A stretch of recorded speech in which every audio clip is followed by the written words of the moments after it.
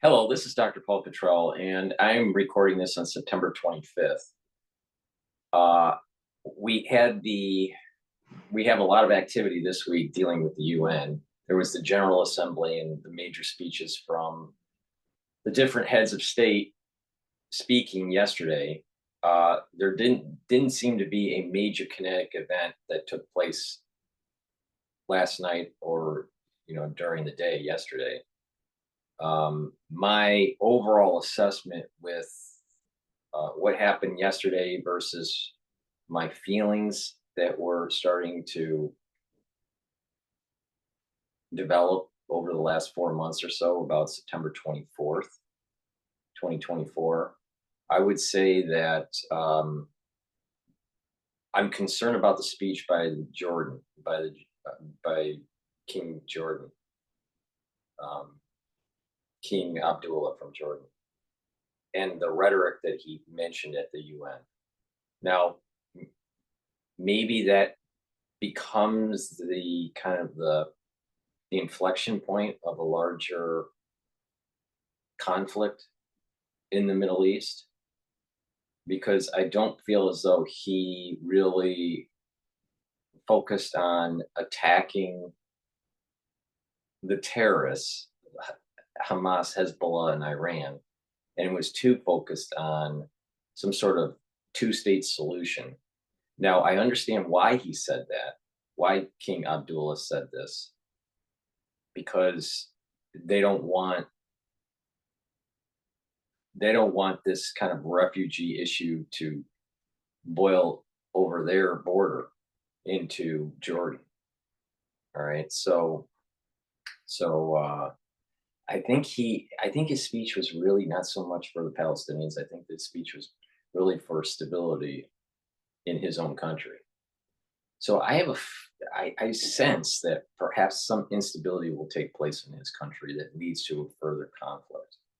Now, again, I think the borders are gonna go back to biblical border system that's been described in the Torah or in the Bible, but there wasn't really a major event that took place. So I suspect that it's some sort of very on the surface, some sort of benign thing that would create kind of a snowball effect. So it's hard to see what it is, but I still feel it's something, even though it's not in the news, like boom, it's so obvious. It feels like something is developing and that flashpoint was September 24th. So, you know, and I feel that something happened at the UN that creates a snowball effect, and we don't understand the perniciousness of it yet. We'll understand it in the future. I don't in maybe a few months, a few years, I don't know, but few weeks, few days, who knows? But I I wasn't able to really pinpoint that is the thing that I was looking for September 24th. Okay, so what I'd like to do is I'm going to play a little bit of an update of what's going on in the Middle East. But before I do that, please go to my store, the-studio-reykjavik.com, and get the structural nano silver liquids. I have it in max 35, max 14, also in this advanced alkaline structured product. The max 35 is 35 ppms, the max 14 is 14 ppms, and this one's 35 ppms. So please go to the store and get the structural nano silver liquid. You take a teaspoon a day, you swish it in your mouth, you gargle with it 20 seconds or so, and then swallow. What it does is it neutralizes pathogens, improves your oral hygiene, and maintains that mucosal barrier, so you're preventing infection. This is really important to do, especially during the cold season. So you should be doing that every day with a teaspoon. If you're not feeling well, take a tablespoon or two a day. Okay. I take this every day, teaspoon, gargle, 20 seconds or so, swish it in your mouth, and then swallow every day for 4 years. So for more than 4 years. So what I'd like to also go over is I have lozenges and drops, all right?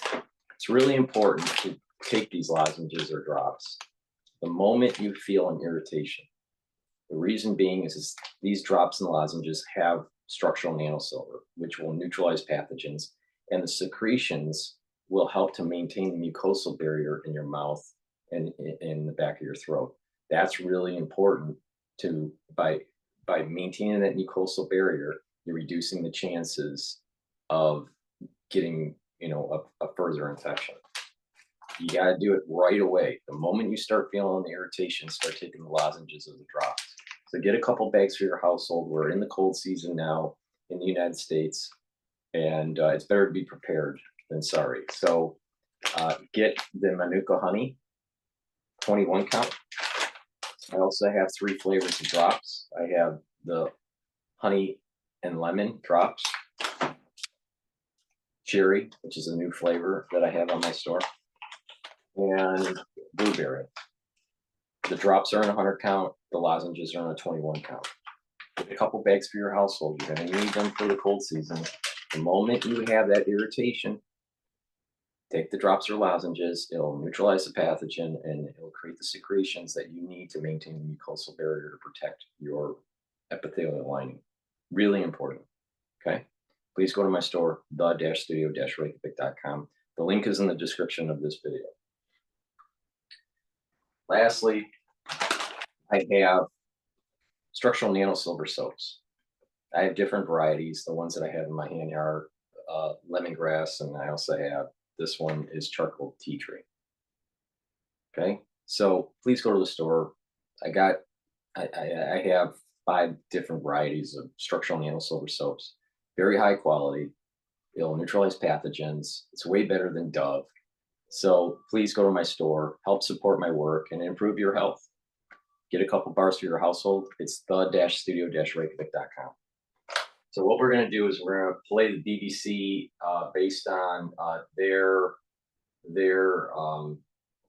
coverage of Hezbollah firing missiles into Israel. I believe it's Tel Aviv. Middle East, where Israel says air defense systems have intercepted a Hezbollah missile in Tel Aviv. Let's take you to the live shot, which shows the city. Warning sirens have been sounding in the last few hours there. Hezbollah says it launched a rocket targeting the Mossad headquarters in what seems to be the first time Hezbollah has targeted the city. Hezbollah said Mossad headquarters, which is the Israeli Institute for Intelligence and Special Operations, is responsible for the assassination of senior Hezbollah leaders and for blowing up pages and wireless devices. Well, Tel Aviv is more than 200 kilometres away from the Lebanon border. Israel's Prime Minister Benjamin Netanyahu has delayed his departure to the United Nations General Assembly in New York. Well, let's now show you these images. Now, these were taken on someone's phone out of their window. It shows the missile just after it was intercepted by Israeli air defense systems. Well, the Israeli military said they intercepted it after it was detected crossing from Lebanon. All of this comes as Israel and Hezbollah continue to exchange heavy cross-border fire overnight, defying calls from world leaders to immediately de-escalate. The Lebanese government's called on America for help to end a wave of Israeli assaults, the deadliest bombardment the country has seen in decades. While health authorities there say 569 people, including many children, have been killed since Monday.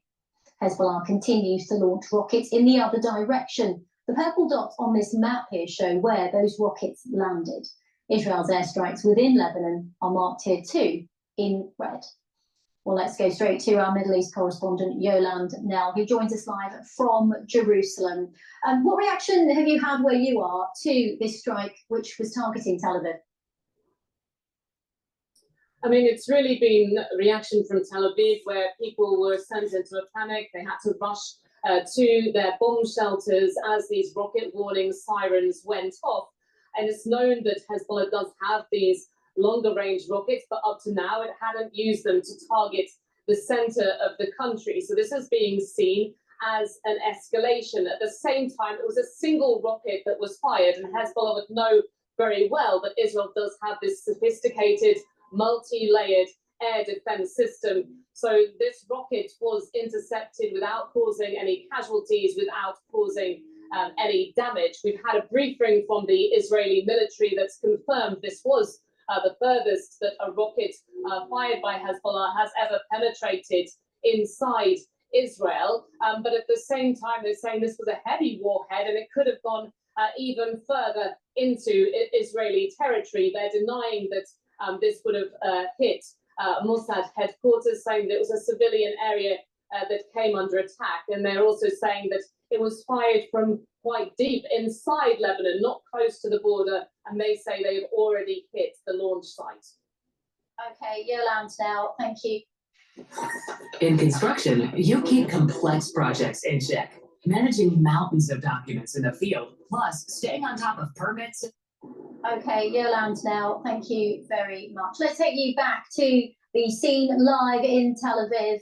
Just, the live scene in Beirut. Apologies, pictures there of Beirut. And of course, this all comes as we have seen Israeli strikes targeting the city in the last few days. The Lebanese Health Ministry saying that more than 560 people, including 50 children, have been killed in those Israeli strikes. And of course, this morning, we're also reporting that missile which was sent by Hezbollah towards Tel Aviv, intercepted by Israeli air defences. Well, let's go straight to Beirut. You can see the shot there, but let's now speak to Michael Doueihi. He's a member of the Lebanese Parliament for the Change Movement. Welcome to BBC News.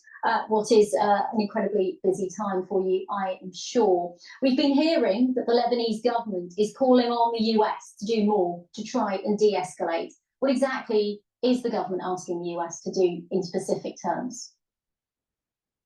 I think the government is first of all, thank you for having me. I think the government is in a very delicate place because this government we have today is not neutral in the sense that it is pro Hezbollah. What we need to do immediately is to have a ceasefire, and that is immediate, because obviously this war cannot continue like that. A lot of civilians are dying, the atrocities are unbelievable, and we need to stop this war. We need a ceasefire immediately, and because we need that, and this is the most important thing, we need the implementation of the 1701. There is a UN resolution because it calls for all parties to ceasefire and to implement it. The most important thing for us as member of parliament today is to elect a president, because we need to go back to the institutions. We don't today. Lebanon is going through a war, obviously, but at the same time, we don't have a president. We have a caretaker government that has taken the vote of confidence from the previous government. So we are in a big, massive constitutional mess. So we need to get back that line back on track, in the sense that electing a president, forming a new government that will negotiate a ceasefire and implement the 1701 and end this war. This is an urgent thing. This is the most important thing we have to do now. Can I just pick up on something you said in that first answer? You're accusing the Lebanese government of being pro-Hezbollah, but I mean, they've distanced themselves from Hezbollah. I mean, they have no legitimacy. I mean, we're gonna back them if we have to, because this is the only government we have. But again, they have no political legitimacy. They don't represent the current political movement in the parliament we have today. So we probably have no choice but to back them, pending they do the right thing. This is the most important thing right now. So this is why we have fought as not only as Change Movement MP, but also as a wider opposition. This is why I was saying yesterday in my video that Esau, the soul root of Esau, is going to be fractured, and we're going to be seeing the fracturing of this year. The moment the shofar blows on Rosh Hashanah, all right, you're going to start seeing the slow fracturing of Esau, and it's what I call positive Esau and negative Esau. Positive Esau will align with Jacob and Ishmael. Negative Esau will be killed. And you're starting to see it in the rhetoric with, talking heads, elected officials. You're seeing it you're starting to see it emerge of what I'm saying about positive Esau and negative Esau. Speaker of the House to call for a session so that we, Lebanese representatives in Parliament, we together we design a way out from this war. We need the backing of all the Lebanese people to end this war. Not the government cannot do it alone. Hezbollah obviously cannot do it alone. We need to go back to the institution. This is the right calling. This is the absolute right move to make today, to go back to the institutions. If we cannot elect a president ASAP, we have to go back to Parliament. This is the only legitimate institution we have today to back the government to end the war. We need a ceasefire ASAP. Lebanon cannot afford to have this war anymore. Lebanon is a shopping. I just want to come in and ask you one more question because unfortunately we don't have too much longer with you. Sure. I guess some people watching this interview might say that now perhaps isn't the time to be having political infighting within the Lebanese government, and actually for all the different views in Parliament to come together at a time of crisis for the country, not just in terms of the ongoing security situation, but economically as well. Exactly. We need economic reform. We need a reconstruction design plan. Lebanon is in need of so many reforms, but at the moment we need to stop the war, to have a ceasefire. But this government is not really legitimate, right? It's a caretaker government.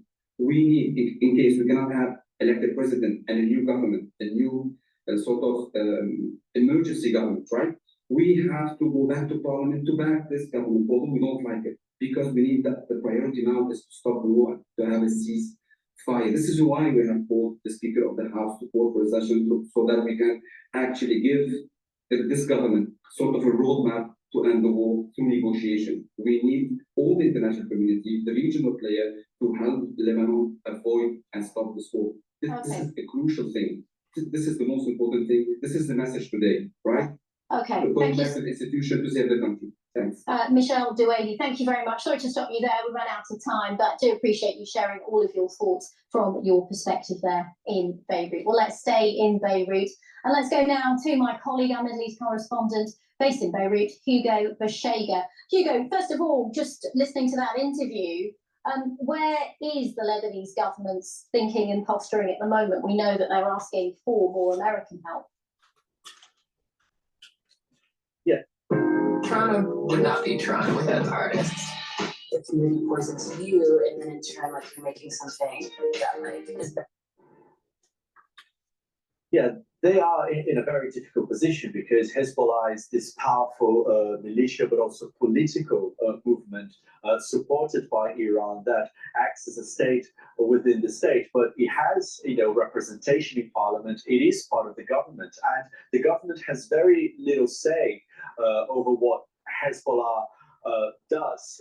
And we're seeing now that a lot of people who oppose Hezbollah, who are critics of Hezbollah, they be saying that these attacks by Hezbollah are dragging Lebanon into a conflict that is not in the country's interest.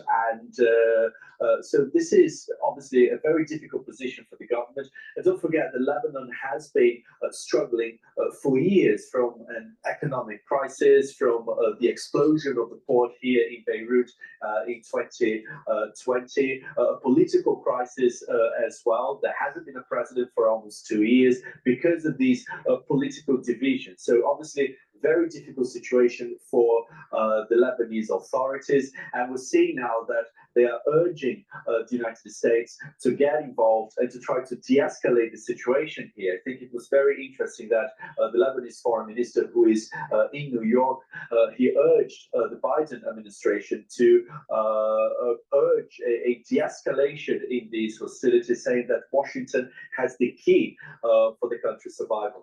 Yeah, and what's interesting as well is you hearing the Lebanese foreign minister and other government officials calling on the US to do more, Hugo, but then you hear from others, including the Israelis, calling on the Lebanese government to do more to control, in their mind, these strikes from Hezbollah.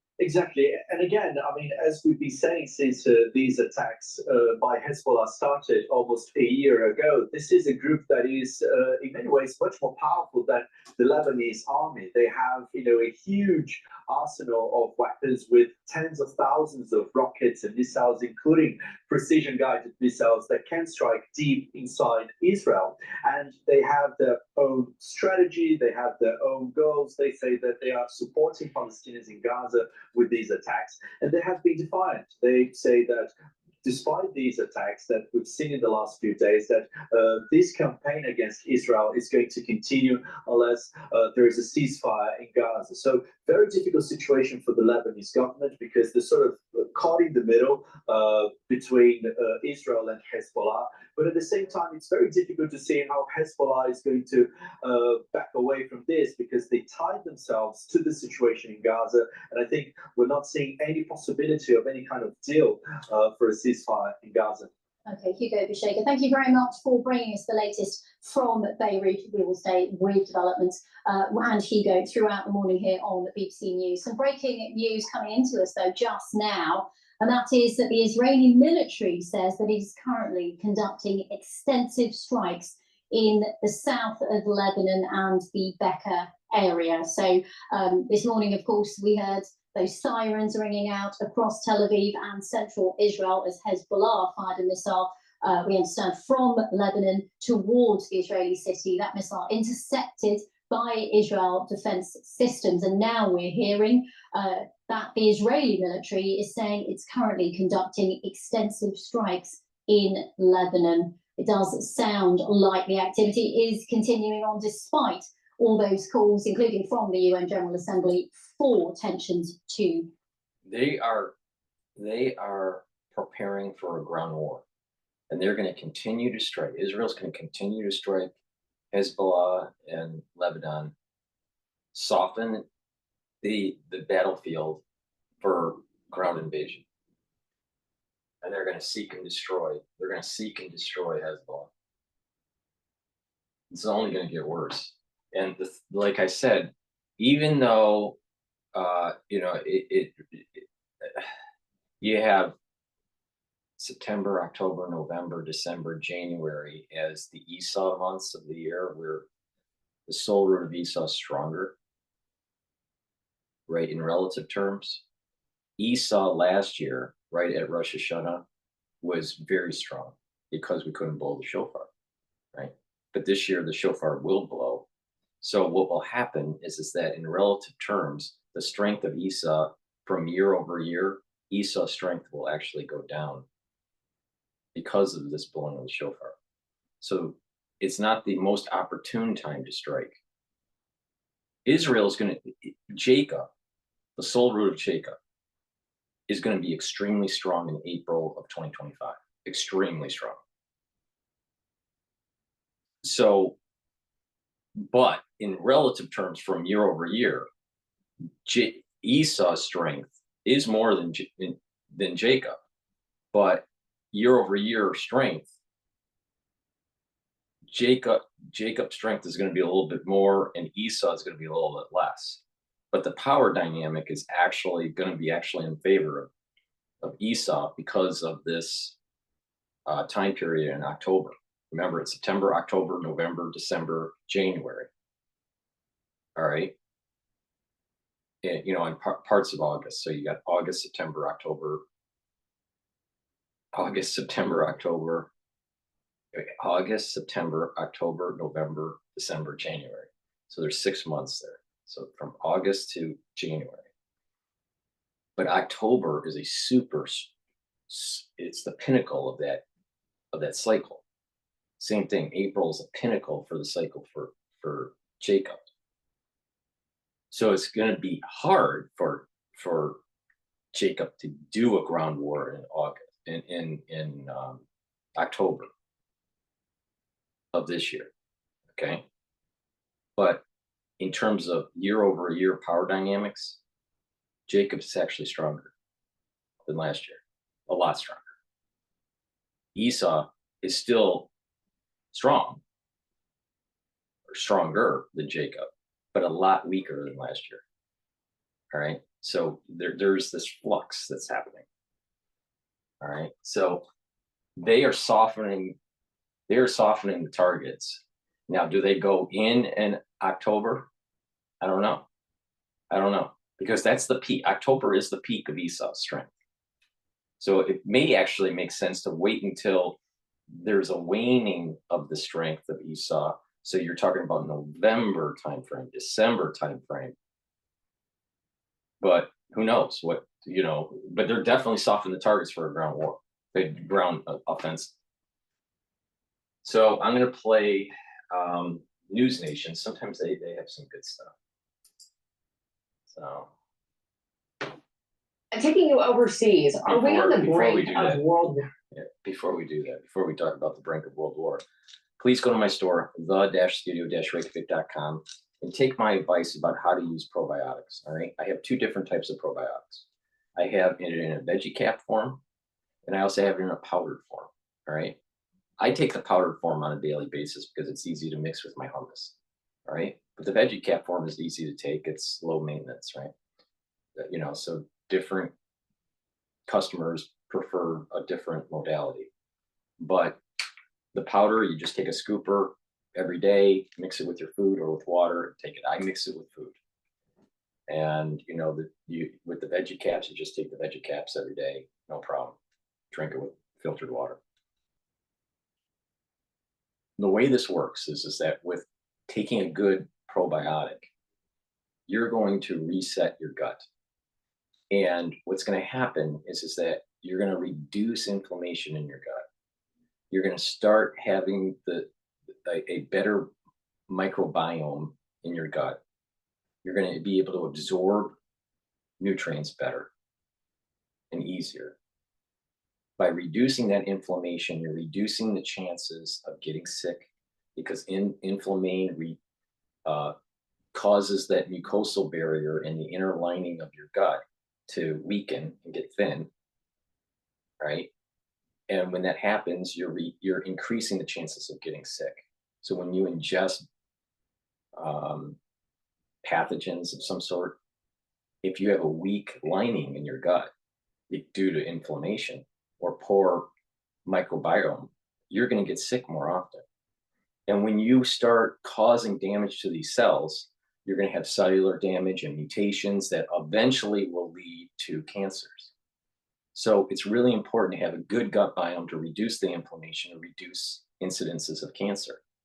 One of the most active recycling and shedding of cells in our body is our gut lining. All right.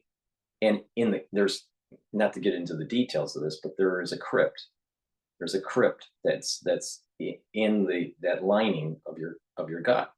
Well, the stem cells in the crypt are the ones that keep repopulating the surface of the inner lining of your gut. Well, if those crypt cells get mutated in such a way, then it's creating cells that could turn cancerous.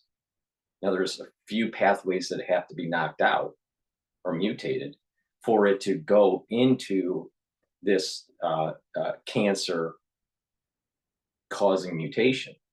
But if you don't have the inflammation, if you have a good gut biome, if you have a good mucosal barrier, right, and you have a good concentration of IgAs, which are a type of antibody within your mucosal lining of your gut, that improves your health.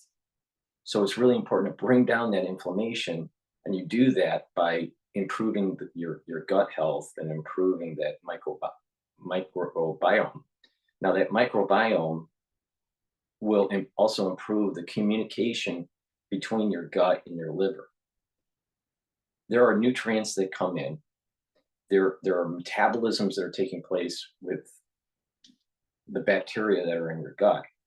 And those chemicals that are created end up going in and communicating with your liver. So there's a better communication that's taking place. In addition, there is a communication that's taking place similarly with your gut and your brain. So you'll have better mental acuity, and you're going to have your mood will be better, right? Our mood, our, either depression or anxiety can be affected by the gut, by the health of the gut. So by improving your gut biome, you're improving your metabolism, you're improving the communication between your gut and your liver and your gut and your brain. In addition, poor gut health can affect your skin. All right. So you can see the manifestation of a bad gut by stool samples, having problems digesting, metabolism issues, liver problems, mood issues, or concentration, memory issues. These are all related, and you can improve it. You can improve it, and you can reduce that chronic inflammation because of the American diet, which is called SAD, the standard American diet. You can improve your health by eating right, drinking filtered water, and taking a good probiotic. So please go to my store, the-studio-reykjavik.com. Get this probiotic. It's a powder form, or go to my store and get the Veggie Cat form. Just click the link. It's in the description of this video. It's the-studio-reykjavik.com. It's the-studio-reykjavik.com. And lastly, I partnered up with Rainbow Herbals, and we've created these great deodorant bars. I have the peppermint, lavender, and tea tree deodorant, and the citrus deodorant. All right. These deodorants are made from essential oils from the Himalayas. Very high quality ingredients, has no aluminum, no baking soda, and it's a dual purpose product. You use it as a deodorant, and it can help to detoxify your body. Really important, because these chemicals that we are around with our just modern living are affecting our endocrine system. So you want to prevent that. You want to slow that down. You don't want it to affect your immune system and your endocrine system. So you need to do things that are light detoxes on a daily basis to improve your health. So please go to the store, the-studio-reykjavik.com. Get a couple bars of these deodorants. They're very high quality. It's for males and females, and it's a dual purpose product. It helps to detoxify your body, and is used as a deodorant. Very high quality. You're not going to be able to get this anywhere else. It's way better than anything that Unilever or Procter & Gamble makes. So please go to my store, the-studio-reykjavik.com, and get these very high quality deodorants. All right, so what we're going to do is we're going to go to News Nation and see what's going on with World War III. Here. President Biden believes a ceasefire deal can still be obtained between Israel and Hezbollah. Yet both sides are ramping up their attacks on each other across the Lebanon-Israel border. Joining me now is Bill O'Reilly, host of No Spin News and the author of the current #1 New York Times bestseller, Confronting the Presidents. Bill, good morning to you. Thanks for being on with me. The pleasure, Marky. So tensions are mounting, as you know, by the day, as we inch closer and closer to October 7th. Many, including President Trump, I always go on a tangent if something, I've had interesting series of things that have happened, but last year, Bill O'Reilly was supposed to promote his book at the Harvard Club, and then he canceled, and it was never rescheduled. So I was supposed to see him speak about that book she's talking about, but it was, for whatever reason, I think he ended up getting sick or whatever. And it was never rescheduled, but that's a side note. All right. War 3. Do you think that's hyperbolic, or are we on the verge of that? It's hyperbolic. But you have to basically understand that when you have a situation this volatile, it can get out of control, but it's not there yet. Couple of things. What drives this conflict in the Middle East is Iran. But Iran is vulnerable, and Israel could take out its ports. There are 4 of them in Iran. If that happens, Iran starves. So Iran's not going to want confrontation with Israel. That's number one. So that eliminates, for now, the world war possibility. As far as the terrorists are concerned, Hamas and Hezbollah, they've been a problem since 1949. And the problem is just ongoing.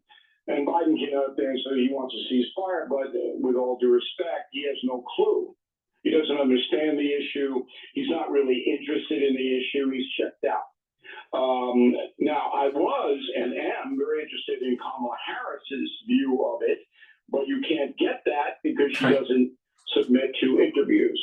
So right now it's a regional, it's nasty, it's going to get worse as far as October 7th, the anniversary is coming up.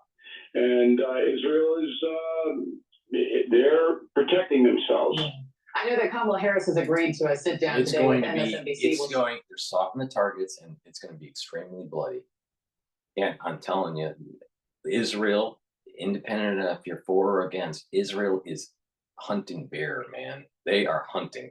They are going to hunt. And this whole power dynamic of the soul roots, with the blowing of the shofar right after Rosh Hashanah, the strength of Jacob gets stronger. All right. But it is in a month where Esau is stronger than Jacob. That means that every day that goes by after October, every day that goes by after October, Esau is getting weaker and weaker, and Jacob is getting stronger and stronger until at the end of January, when the inflection point happens, and then Jacob is very strong.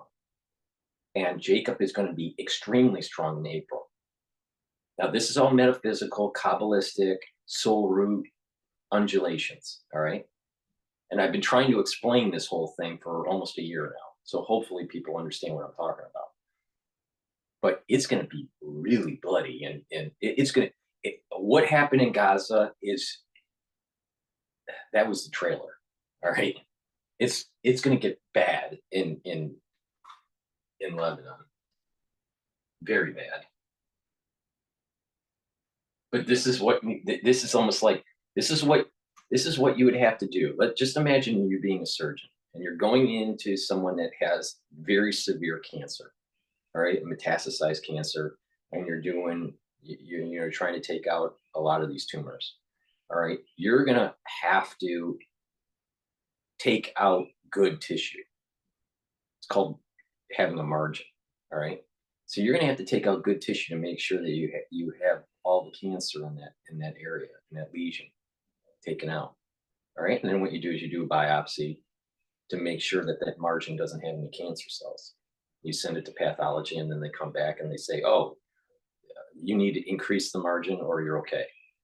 So sometimes you have to go back in and take out more tissue. But the point is that to get cancer, when you're taking the cancer out surgically, you have to have margin. And so you have to cause damage to good cells to be able to try to take out all the cancer. That's what's going to be happening here. They're going in and they're going to be trying to take out Hezbollah, but there's going to be a lot of collateral damage to do it because Hezbollah has embedded itself, just like how Hamas did. Hezbollah has embedded itself in the population. In the population, there are many people within Lebanon that don't want Hezbollah. Now, what the people of Lebanon should do is reach out to the overall community, the world community, and say, Israel, we want to help. Saudi Arabia, help us. America, help us take out Hezbollah. And I'll tell you, the whole dynamic in the Middle East would change. But if they aren't going to do that, it's going to be extremely bloody, because Hezbollah they have military capability and military experience. And it's going to be much harder. And the terrain is worse for Israel, and it's more aligned for military tactics for Hezbollah. It's that whole terrain can be defended easier than to be to have some sort of offensive move from Israel. So Israel, it's going to be hard. It's going to be hard. Now, looking at it from a metaphysical point of view, blowing the shofar is going to help Jacob. And as you move towards April, Jacob's going to be extremely strong this year, that from a soul root perspective. They get into this conflict at all. We've been waiting for some. Wait. A sit down with MSNBC, Marky, is like being interviewed by your mom. Sure, I'm Okay. just saying that she is sitting down. We'll see if that. We'll see if they approach that at all. She's not going to be challenged in any way. It's going to be a kiss, and that's why she's doing it. Yeah. Well, okay. Yeah, we'll be watching tonight. Do you think a ceasefire would be possible under if she wins, if she's in the White House come January? What would that have to look like from her for that to come to fruition, Bill? A ceasefire is dependent upon terrorists because terrorists run Gaza and much of Lebanon. So the terrorists can say, and maybe they will, and I hope they do, yeah, okay, we're going to release the hostages and we're going to stop fighting. But then 5 days later, get back to being terrorists. So I hate to be cynical about this, but I understand the issue. I've been there. It is extremely complex, and I don't think it's going to be solved anytime soon. Before I let you go, Bill, what do you make of the Senate probe that just came out, kind of laying out all of the failures and inefficiencies from the Secret Service surrounding the first assassination attempt against President Trump? I mean, part of it says the Secret Service never even went on that rooftop where Thomas Matthew Crooks fired at him, or even at the building complex before the shooting took place. Your takeaways from that, Bill? Horrifying. You know, I harken back to my book, Confronting the Presidents, and also Killing Lincoln, when his security detail left him alone in the theater so John Wilkes Booth could go up and blow his head off. These failures are human, but it's horrifying that, you know, once the premier protective agency in the world has descended to this point, Secret Service needs to be totally reorganized. That's just insane. So as an American, I'm very, very sad that this took place. Yeah. The Secret Service obviously needs to be fortified for all of the protectees involved here. We'll see what more comes of this probe. Bill O'Reilly, always good to have you. Thank you so much, sir. Talk to you soon. Thanks for watching, everybody. Go to joinnn.com to find News Nation on your television provider. Also, don't forget. So what we're going to do is we're going to play NBC, which is a business show. I'm going to play NBC, and they interviewed Israeli President Isaac Herzog. But before we do that, please go to my store, the-studio-reykjavik.com. I'm sure you can't sleep at night because World War III is around the corner. Please go to my store, the-studio-reykjavik.com, and improve your sleep by taking the Goodnight Formula. It has tryptophan and melatonin in this supplement.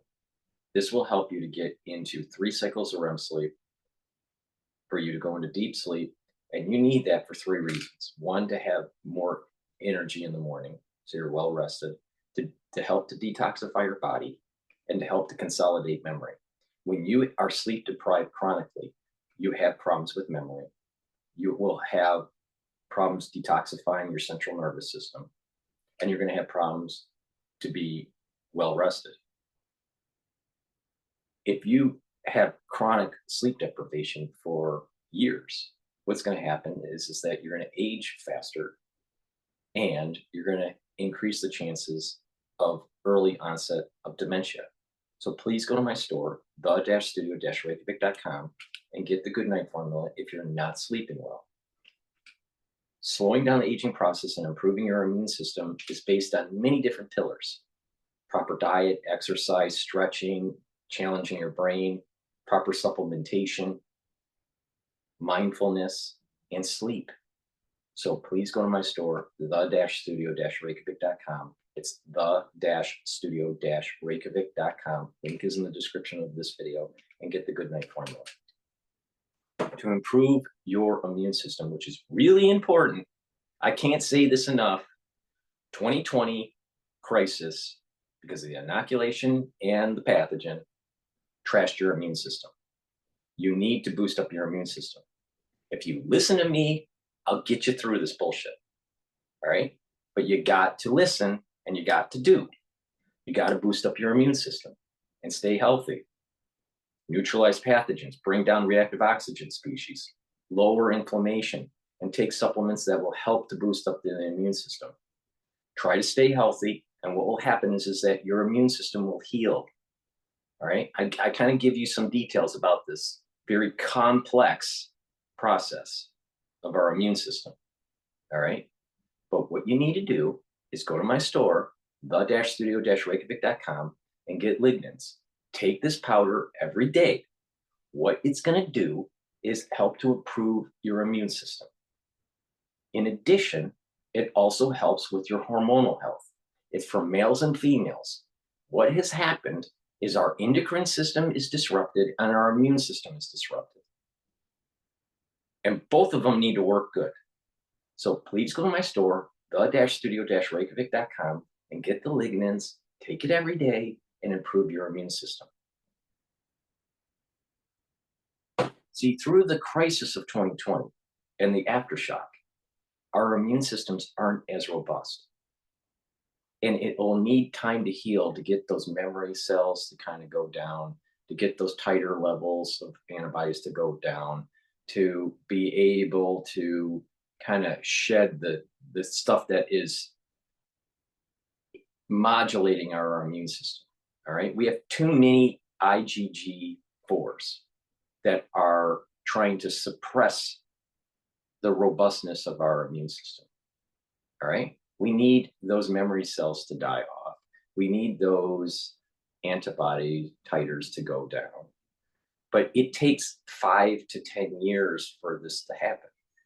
All right, you have to stay healthy for a good 5 years so you're not pulsing additional infection of SARS-CoV-2 or inoculations, because if you have that pulse, they'll tell the body to put the titers at, increase the titer level. All right, but what really happens is the titer levels are eventually keep on going up and then down and up and down, and it's and the average titer level is actually going down. It pulses, right?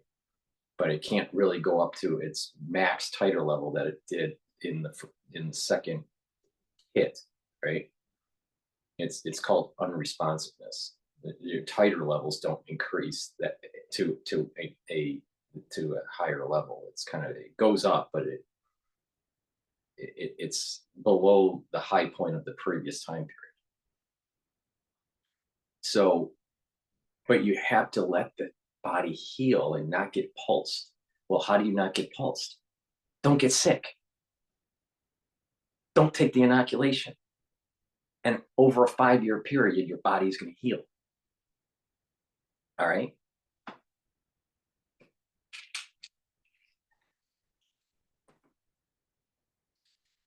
Also, please go to my store, the-studio-reykjavik.com, and get the olive leaf extract. This is a great product. It's a dual product. All right? You should be taking this every day. What does it do? It helps to improve your immune system and your cardiovascular system. It's synergistic with lignans. So what this does is it brings down that inflammatory response. All right, so it's helping the immune system, because if it's chronically inflamed, what will happen is that your immune system is trying to, fight something, and it gets exhausted. It has lots of cortisol, and you just age faster. So you want to calm down those pro-inflammatory cytokines. So by taking olive leaf extract, you do that. In addition, by calming those pro-inflammatory cytokines and bringing down that inflammation, you're reducing chances of inflaming the inner lining of your blood vessels. When you're reducing that inflammation on the lining of your blood vessels, you're reducing cardiovascular disease. In addition, olive leaf extract brings down LDL levels and raises HDL levels. What that does is it's improving your lipid profile. So you have less bad cholesterol. That means that you have less bad cholesterol to oxidize to make plaque.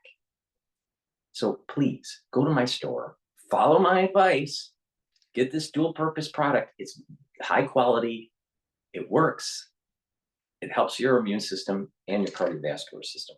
Please go to my store, the-studio-reykjavik.com, and take this product.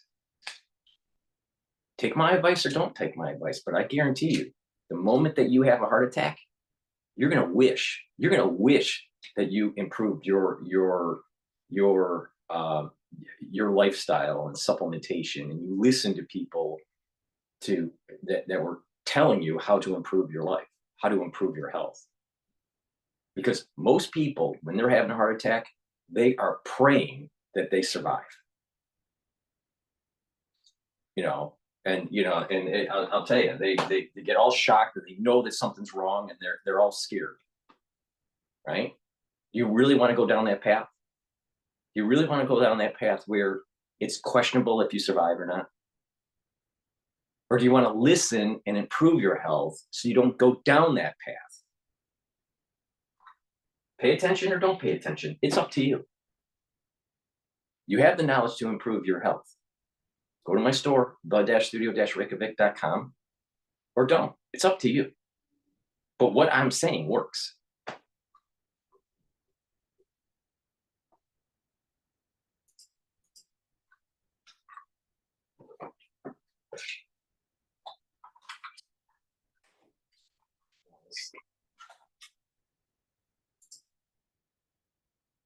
In Lebanon. Mr. President, thanks for your time. Welcome to CNBC. Thank you. It's an honor to be with you. Mr. President, will Israel launch a full-scale ground operation in Lebanon? Israel is not interested, did not want this war, and is not interested in going to war with Lebanon. But Israel has been attacked from October 8th, from Lebanon endlessly. And if you look at the situation today, Hezbollah has launched missiles and rockets all over the northern part of Israel. So we will do whatever it takes to bring our citizens back home and enable calm in our cities. That's the situation. So we've shown our capabilities, and we have much more on the way if they will continue. Mr. President, you say you do not want this war, but nearly 500 people have already been killed, including 25 children. Thousands more have been injured. How do you justify the impact of this military action on Lebanese civilians? Let's not be mistaken here. The attacks started by Hezbollah following the horrific terror attack of October 7th by Hamas. They've joined forces as they are proxies of the Iranian empire of evil. And all of these proxies are trying to close in on Israel from all sides of our borders. That's the real situation. Now, Hezbollah has been going on and on. It's a terrorist army which basically hijacked the nation called Lebanon.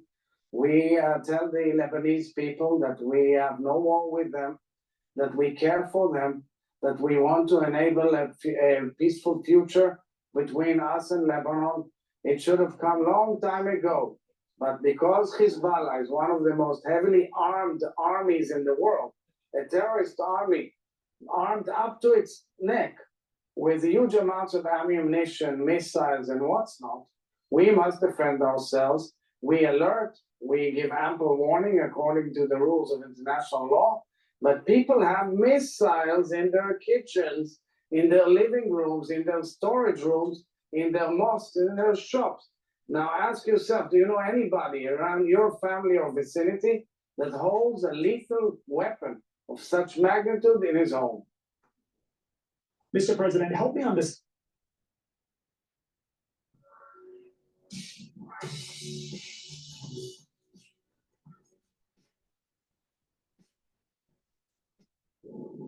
Mr. President, help me understand the strategy moving forward here, because Israel now finds itself essentially in a war of two fronts here, and the United States has also expressed some really serious concern about what Israel's plans actually are here. Of course, the US also says a war in Lebanon is not the way to get Israeli hostages home. So what is Israel's end goal and timeline in Lebanon? Actually, I commend the United States because it confirmed the fact that what we are trying to do is first and foremost hit a terrorist organization that is a registered terrorist organization that has killed many, many Americans in the last decades, and the blood of many Americans and other nationalities are on their hands. Now, what tool does my nation have but to defend itself? For 11 months, Israelis have been evacuated from our north, about 100,000 people, leaving everything behind. Their homes have been demolished. They live as refugees in hotels. They have no future. A whole region in my nation, in my country, has been desolate. What else is there to do? Should we wait forever? Because Mr. Nasrallah, Sheikh Nasrallah, decided that he wants to keep on going in the war? Because we are trying to negotiate a hostage deal. And Mr. Sinwar in the dungeons of Gaza says no, and again no, and again no. This is the situation. The entire international community is trying to resolve this conflict. And we commend them for that. But the resolving of the conflict means bringing back our hostages home. 101 hostages. And so far, none, nil. I mean, in the last few months, nothing. So this is the situation. So first and foremost, we have to remove the threat from Israel's northern border, and that's what we're trying to do. Members of the government have called to reoccupy southern Lebanon. Is that also part of the end goal here? No, it's not. And I must say clearly, we are a very vibrant democracy. And we have a range of opinions that go from the extreme right to the extreme left. Everybody is allowed to say what they feel. This is the true gist of democracy. So people say, but the position of the Israeli government has been clear, and I reiterate it all the time.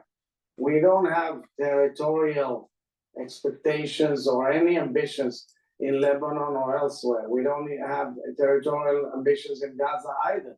But we have the inherent right, which is given to any nation in the world, to live in peace and quiet, not to be attacked day in, day out by missiles and rockets and terror. And terror is what is tilting this region. I'm going to push back on something that he said, okay?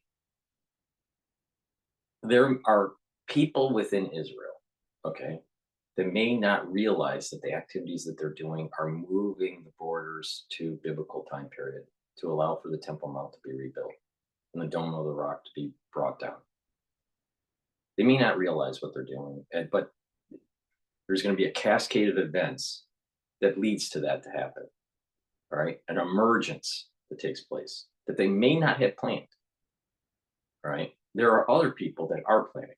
Now, is he saying this based on what, that territory isn't going to increase for Israel, and he believes that or not? I don't know.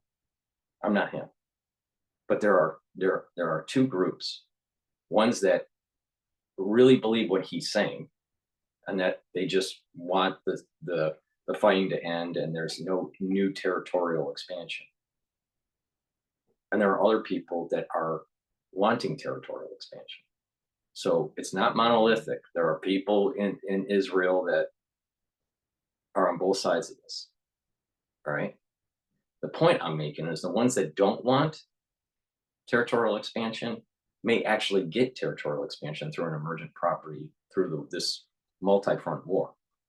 And I have a feeling that what was said by King Abdullah from Jordan, Abdallah, whatever, what was said at the UN yesterday, I think is a inflection point for a much larger conflict in that region, and that territory will be lost by Jordan. Now, how that emerges, I'm not sure. I highly doubt that Jordan would actually align with, let's say, Iran or Syria, I would assume that they would align with Israel and Saudi Arabia. But maybe something happens and there is a different configuration, a different alignment. It's too hard to see right now. But I have a feeling that there was a curse that came down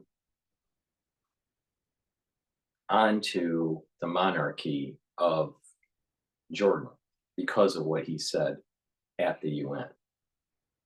Independent if you agree with him or not, I just think that there's a metaphysical, something changed, something he could have aligned himself where the cancer has to be taken out. And once the cancer is taken out, then you can have regional peace and prosperity for all the nations there, all of them. But Hezbollah, Hamas, and Iran's theocracy has to be killed, destroyed, never to come back again. That's the stance he should have taken. But he took a stance where he wanted to protect his own borders because none of the countries want the Palestinians. None of the Arab countries want the Palestinians. Why is that? Why is that?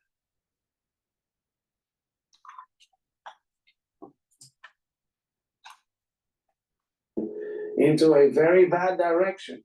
And the terror is instigated by an empire of evil, sitting in Tehran, spending billions of dollars, arming all these agents all over the region.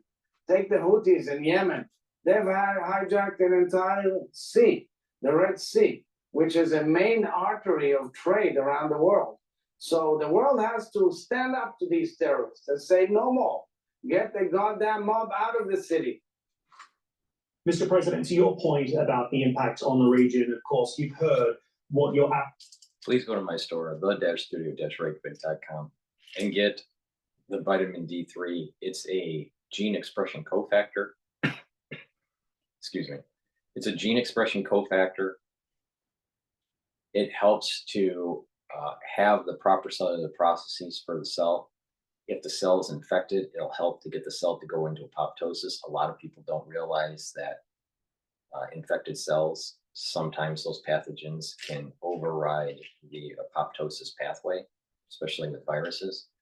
And vitamin D3 helps to get the cell to go into apoptosis and die and clear the infection. So this is the reason why it's so important to take vitamin D3 during the infection. In addition, it helps to absorb calcium. So please go to my store, the-studio-reykjavik.com, and get the vitamin D3. It's part of a protocol to help to improve your cardiovascular system and improve your bone health, on top of the apoptosis effects. And by getting rid of cells that need to die off, you're actually improving your cells and improving your tissues.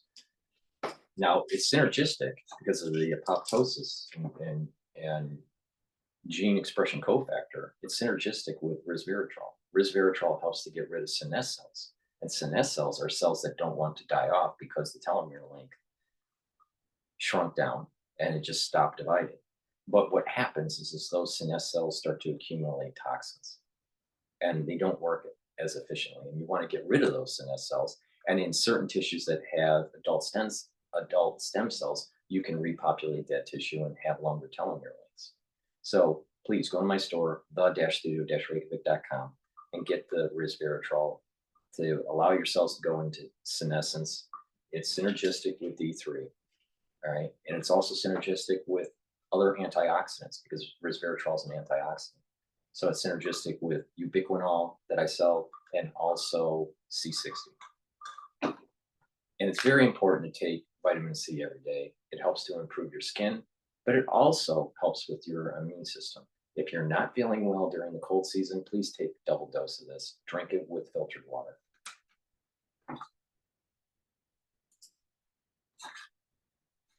Neighbors have said fears are growing about a wider regional conflict here. Your Arab neighbors clearly angry that Israel is seemingly prioritizing military solutions over diplomatic efforts here. So what's your message to them, and can you avoid a wider regional war now? The diplomatic Hulu Plus Live TV has over 95 channels. Yes! Tap into that surprise! Live news, local channels. You got it. Together. Disney Plus, ESPN Plus, all in one plan. Wow! The diplomatic effort is very important, and for months, the Biden administration and its special envoy Amos Hochstein, a very talented diplomat, tried their best. But right now, it didn't bring any results. The missiles did not stop. Houses did not stop being demolished. Citizens did not stop being killed. So this is what we're trying to explain to all our neighbors. We appreciate our neighbors. We think there should be a grand coalition for peace in the region. The future of the region is only in a major kind of articulation and choreography of a new peaceful structure in the region, a NATO-like region structure. We were working on it. We saw it when the Iranians attacked us in April. But unfortunately, what else is expected of decent human beings in the modern world that are seeking peace? If they come to kill you, you defend yourself. That's what we're trying to do. Can I get your reaction to some comments that Iran's president has made in New York this week? He says he doesn't want war with Israel. How do you respond to that? So I read the comment by the Iranian president, and I think that I've made it clear Israel doesn't want war at all, but Israel seeks to defend itself, and if it has to, it will. The issue is, of course, that the Iranian president says something, and yet his national guards are leading the entire region into the abyss by ongoing terror, by the pressing of the button, by instructions of his own generals who are seated in the control rooms of Hamas and the Islamic Jihad and Hezbollah and the Houthis and the proxies in Iraq. You see it all over. I mean, they give the instructions, they speak to them, they work with them, they cooperate with them, they finance them, they give them the ammunition. How come a small tribe of 50,000 people in Yemen has ballistic missiles and cruise missiles? Very few nations have it. How come they have it in Hezbollah, which is situated in Lebanon and should have been abiding to the Lebanese government, but the opposite has occurred in the recent decades, unfortunately. This is a real strategic situation. If the president of Iran really wants to lead to a different direction, then his proxies must be eliminated, must be removed, and a process has to ensue. Mr. President, just on another issue, with regards to the impact that we are seeing in Israel, of course, a lot of our conversation is focused on the impact around the world and the impact in the region, but inside Israel, do you appreciate the strain that these wars are putting on Israel, its people particularly, socially and also economically? We are a very resilient nation. Unfortunately, throughout history, we've gone through major tragedies, and we rebuild our nation and we build a beautiful country and a very successful country. But what you're telling me is to wave a white flag and give up. What are you telling me exactly? You're telling the jihadists that they have a legitimate right to burn, rape, butcher, and abduct and kidnap our citizens? We want our citizens back home. We want to live in peace. Two internationally recognized boundaries were truly violated by these proxies in the south and in the north. These borders were recognized by the international community, by the Security Council. What else is there? What do you expect from human beings but to defend themselves? So on that, At Harbor Freight, we're committed to ensuring our tools are expertly engineered and built to last. How do we do it? First, we build state-of-the-art labs for tool development and quality assurance.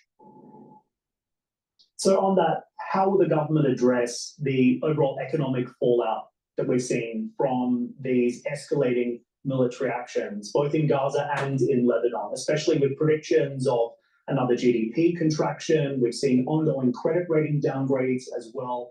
This is a serious issue in Israel that perhaps isn't getting the attention it deserves. You know that after wars, there are a lot of new energies poured into any market. Israel is a very, very innovative country with brilliant ideas. I trust the Israeli spirit of innovation and capabilities, and we will see immense growth and development in Israel after the war. For that reason, we are working hard to bring peace and quiet to our nation. But sometimes wars. There's a caveat to what he's saying. All right. I think in the long run, there will be innovation, peace, and prosperity for all these nations, including Israel.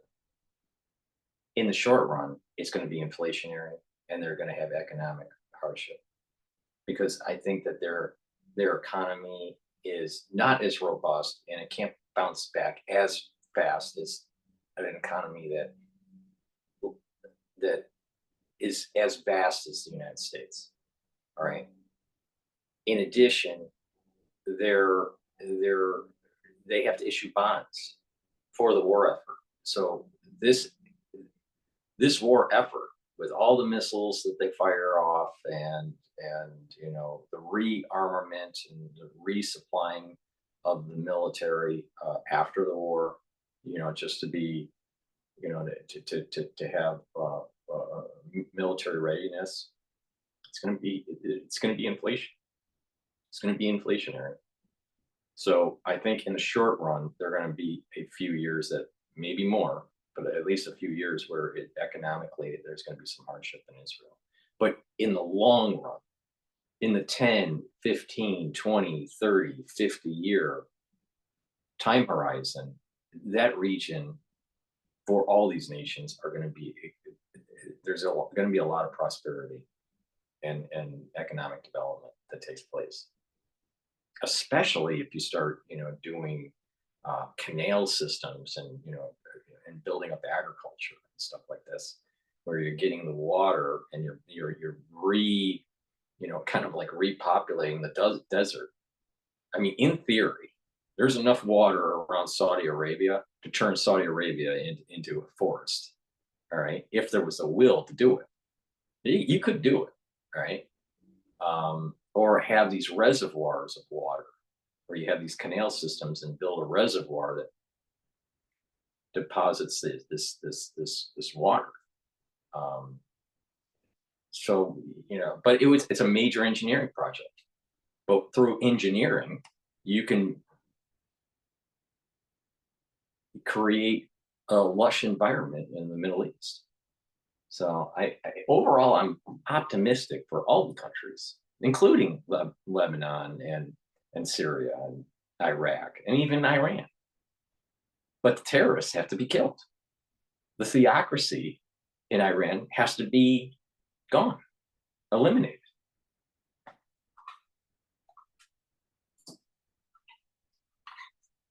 Are costly, unfortunately. They're very painful. And I repeat again for the fourth or fifth time, we didn't want this war and we don't want war, but we're attacked.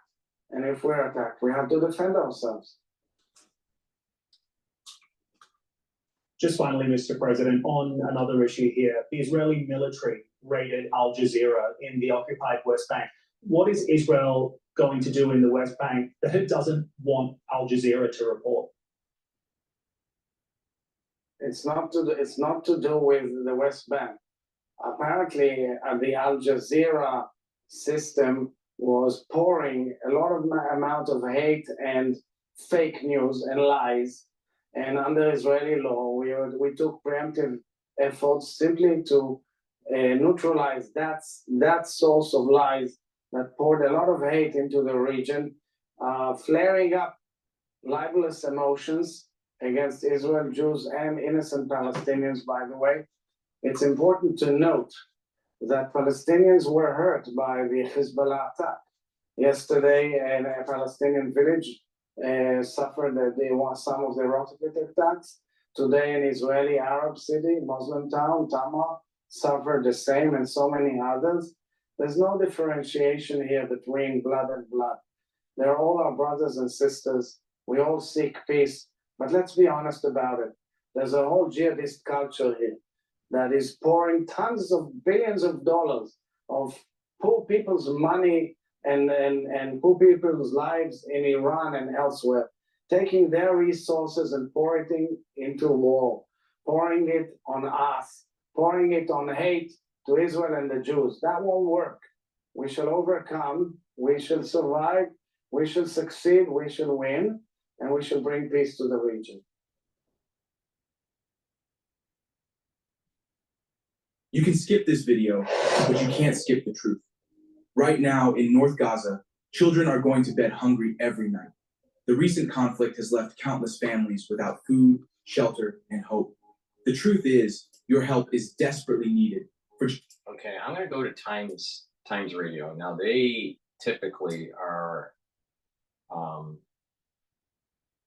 very pessimistic with Israel. But it's important to get their perspective, I think. But before we do that, please go to my store, the-studio-reykjavik.com, and bring down that inflammation. All right, there's a common theme. By bringing down inflammation, you're improving your immune system. All right. Ashwagandha root will help to control your blood glucose levels and bring down the cortisol levels, which is a stress hormone. And by doing that, you're bringing down that inflammation. All right. In addition, taking turmeric, you take it together, and taking turmeric, which is a strong antioxidant, but it also brings down inflammation. And by doing this, you're being able to boost up your immune system and you're improving your cardiovascular health because you're reducing the cortisol levels, you're reducing the blood glucose levels, and you're reducing the inflammation. So that it's a dual purpose. You're helping your immune system and your cardiovascular system. So take ashwagandha and turmeric every day. Really important. There's a theme. Neutralize pathogens, soak up free radicals through antioxidants, and bring down inflammation. It'll take you a long way to boosting up your immune system. Please go to my store, the-studio-reykjavik.com. Link is in the description of this video. And make sure that you get the turmeric and the ashwagandha. Very high quality products on my store. So please go to the store, the-studio-reykjavik.com. All right, so let's play Times Radio. It's titled "Major Lebanon Incursion Will Expose Cracks in the Israeli Army." So I think they'll have a good perspective on this. Let's see what they have to say here. The older generals really do remember 2006, and 2006 was a real mess for the Israeli army. And if they're concerned with preserving the reputation of the Israeli army, which used to be this crack force, and still is really, the dominant military force in the Middle East, and the deterrent effect that comes from having such a crack force, they will probably said, well, let's have a very limited incursion into Lebanon, because if we get stuck there, we're going to first of all, we'll be stuck in Gaza and stuck in southern Lebanon. Keep everything here on Times Radio. It's till 1 o'clock. I'm currently joined by the Times Diet. I think they're worried about getting stuck in Lebanon, but there's a difference between 2006 and now. Drone warfare. All right. This power dynamic has changed totally. I mean, are tanks really that useful now with drones? Probably not. It's changed the whole battlefield. Just like how trench warfare kind of went into a stalemate until airplanes and tanks came to the scene. So I'm not so sure that the same mistakes would be made in a new war in 2024, 2025 versus what happened in 2006. Joined as well by the Times' diplomatic editor, Roger Boys. Good morning, Roger. Hello. Good morning. So look, the front page of the Times today reports that defence chiefs are wrapping up plans for the evacuation of British citizens from Lebanon amid fears of an all-out war with Israel. Kistan was in New York today to address the United Nations Security Council, and the Middle East, as well as the war in Ukraine, will of course be under discussion. Roger, look, tell us a bit about what's actually changed in the last couple of days, because I mean, Hezbollah has been firing rockets at Israel for a while. Israel's been periodically firing back. Things have just been vastly more intense. Yes, I think in contrast to the Gaza campaign, the Israeli forces have actually rehearsed and planned this quite precisely, and so we sort of know what's going to happen at different stages. And we can see that already they're pushing back in South Lebanon, and there's a massive internal evacuation going on, pushed on in a way by warnings from Israel that they're going to bomb South Lebanon flat, basically. So they're all heading north, and really, it's only a matter of time before Beirut Airport and airspace gets closed. Hence the Cobra meetings and so on. And it's not just Britain that's doing this. America has got a whole load of people in place. I say in place, but off the coast. And we have the advantage of a kind of sea bridge as well as an air bridge to Cyprus and the airbase we have there. But from Israel's perspective, the argument made by the Israeli government is that Hezbollah has been bombing them consistently for a while. It's reasonable for any country to strike back. Do you think the Israeli response, the Israeli attack now, would be happening even if Hezbollah had been more muted? Is that just? I mean, is it a direct response? Could Hezbollah have avoided this onslaught by stopping firing rockets some time ago, or do you think is it just in Israel's strategic interests to deal with Hezbollah on their northern border? Well, it's partly a signal to Iran and for Iran not to get involved because Hezbollah is the defender of Iran's soft underbelly. It is the prime proxy force to defend Iran if Iran thinks that Israel is going to head for its nuclear plants, for example. So in a way, it's all kind of de-escalatory, although, you know, there's this phrase, escalate to de-escalate. So there's a bit of that on all sides at the moment. No one wants Iran involved. Israel also doesn't want it involved. It doesn't particularly want to attack Iranian nuclear sites, but it could be an option at some stage. And so everyone is doing something in order not to do something else. And that's just come to a head. Hezbollah was always one of these phantom enemies for... That's the wrong strategy. Stop being afraid. Go and take out the capability, because what's going to happen is that if they do get a nuclear breakout, it's going to change the whole power dynamic, and it's going to be a lot harder. It's better to kill this capability, destroy the capability, and knock out the theocracy of Iran now than later. Do it now. Stop being afraid. This is where that whole curse comes down on Israel, of being afraid to get the job done.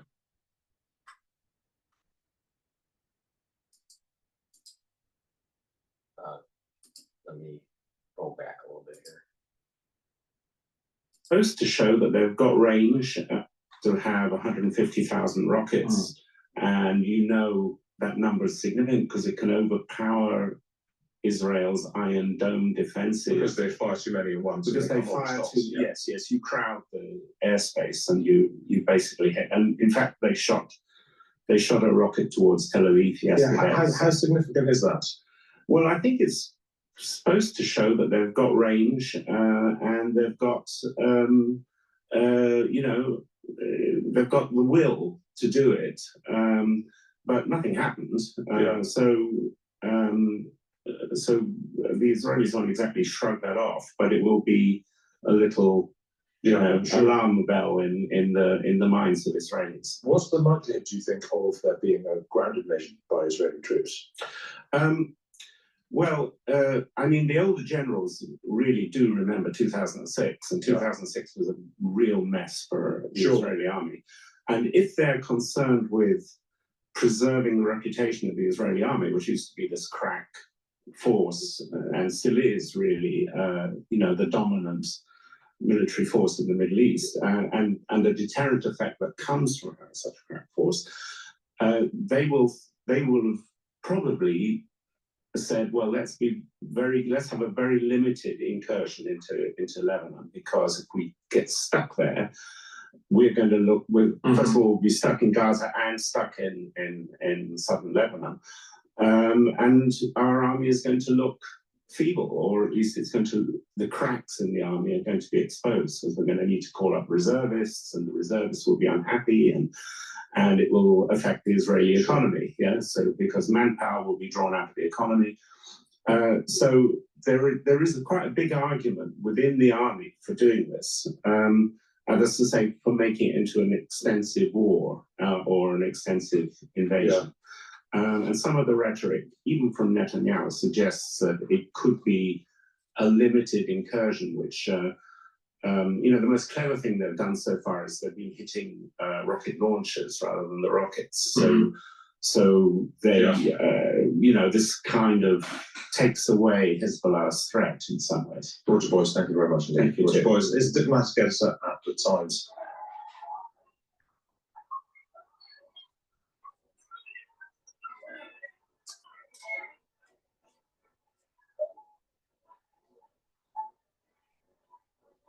It's kind of a weird editing. Talk to someone talking about military operations and then show the mourning of the dead in, I think, in Lebanon. I don't know. It seems a little biased to me. All right, so let's play Talk TV here.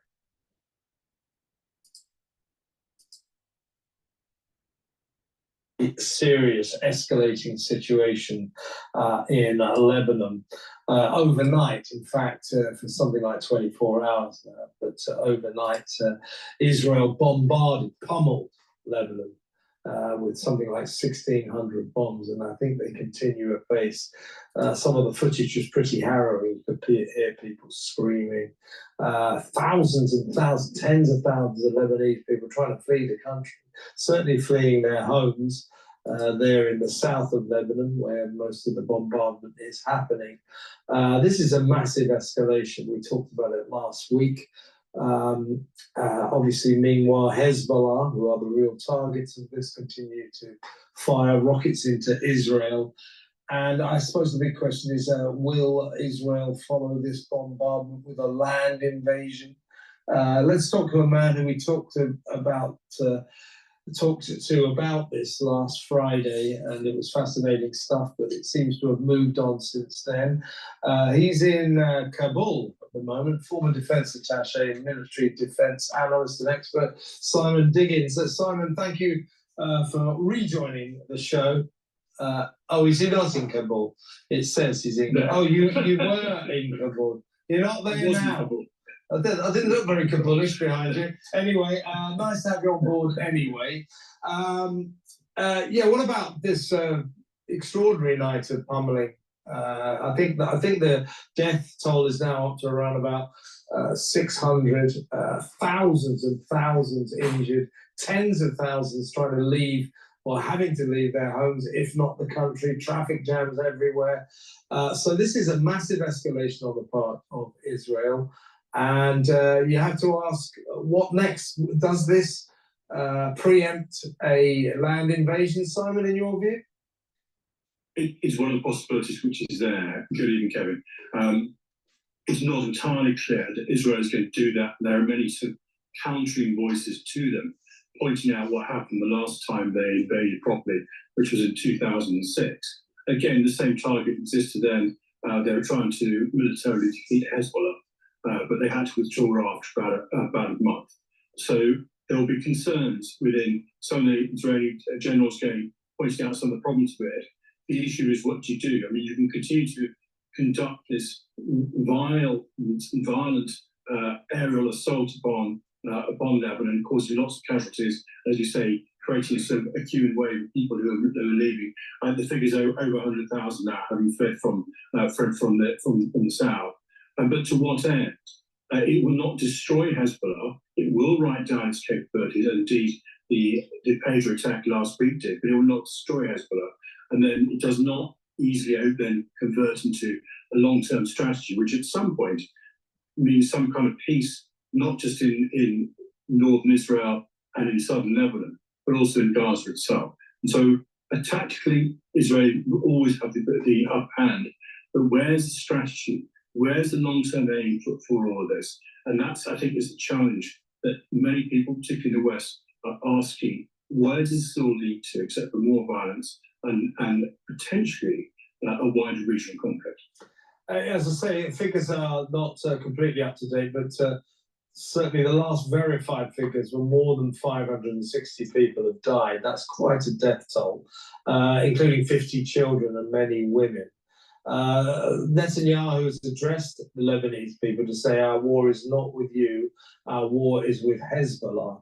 As I say, overnight, where it was described that nightfall never really fell last night. There was this strange orange glow over all of Lebanon due to the many explosions. You can watch the video, it's quite striking stuff. The point is that more than 1,600 targets were hit by these bombs. We're looking at them now. And Israel said, well, these were strategic targets, military targets. Are you convinced that they all were military targets, Simon? No, I think the challenge we've got is to recognise that Hezbollah is for us a prescribed force, but for certainly one section of Lebanese people, the Shia people of the area, they see themselves Hezbollah as their defenders. I mean, Hezbollah has got adherents from other elements of the population of Lebanon, but it's very much seen as a sort of Shia defense mechanism for the future. And I think that's where the challenge is going to be. So when Netanyahu says that you were, if you have a bomb in your garage or whatever it is, we'll attack you. Actually, you're attacking the people, the Shia people of Lebanon as well. And we violently disagree with some of the way they're approaching their attitudes. And I think most of us have nothing but contempt for Iran and its behaviours. But nonetheless, Hezbollah, in the same way that Hamas represents a viewpoint of the people of Gaza, so does the Hezbollah represent that. And they are wider than just military. They have their own social networks, they have their own supermarkets, they run health services, they run 5 hospitals, which are named as Hezbollah hospitals. So are these legitimate targets for Israel? And that's what I find strange as somebody who's both been involved in counterinsurgency campaigns and studied for most of my military career. The essence of a counterinsurgency campaign is to separate the people from terror groups or the guerrilla group or whatever they do. This will not work. This will not terrify them. They will bunker down, as most people do. They'll resent Israel, and they'll just store up trouble in the future. As I said, tactically, the Israelis can do what they wish. They're incredibly competent, very intelligent, ingenious, but there is no strategy, discernible strategy, what they're trying to do. And I think that'll be even more the case if they decide to conduct a ground invasion of Lebanon. Something you said on Friday was ringing in my mind all week. I still think that the power dynamic changes with drone warfare. Please go to my store, the-studio-reykjavik.com, and get this new product that I have on my store, nattokinase. Nattokinase is fibroanalytic, so it'll break up clots, but it'll also help to lower your LDL and HDL levels to improve your cardiovascular health. So please go to my store and get the nattokinase. I also have now vitamin K2 on my store. This is the MK7 molecule. This is important for bone health, joint health, and cardiovascular health. All right. I've explained on how to take it. You take it with D3. So please go to the store, the-studio-reykjavik.com, and take this K2 supplement to improve your bone health and your cardiovascular health. K2 is synergistic with omega-3, and K2 is synergistic with nattokinase because K2 helps with the vascular system. Nattokinase helps with the vascular system in a different way. So it's part of a stack. Omega-3 also helps, prevents those red blood cells from sticking, and it'll lower your LDL levels and increase your HDL levels. So you should be taking omega-3 every day. So all three of these are synergistic to help with your cardiovascular health. So go to the store, the-studio-reykjavik.com, and get the omega-3, the maltol kinase, and the K2. They're great supplements, high quality. And if you do this on a regular basis, you're going to be improving your cardiovascular health. But you also have to improve your diet and do some exercising, some resistance training, some cardiovascular, not a lot, but a little bit. A little bit goes a long way. With proper diet, exercise, proper sleep, proper supplementation, you can really improve your health. So please come to my store, the-studio-reykjavik.com. And continues to do so. It was this, that could it be that Netanyahu, the consummate political survivor, a man who is hanging on by his fingernails, but may see his future as the war leader that Israel looks to. They may not look to him too much in peacetime, but if there is war, they may feel Netanyahu is a good man to be in charge. And as such, is he in pursuit of eternal war? That is an argument that's put. I put it on Friday. Yeah. It's put by many Israelis that politically, both politically in terms of his party political, but also his own personal survival, he has no interest in a peaceful solution. The story he told, the narrative story he told the Israeli people is that you do not need to have a viable two-state solution because we can keep the Palestinians divided, and we've got sufficient firepower support from both the Americans and ourselves to some extent, never have to compromise with them. After the horrors of October 7, and nobody should hide the horrors of October 7, it was almost like he now had the opportunity to demonstrate what he meant.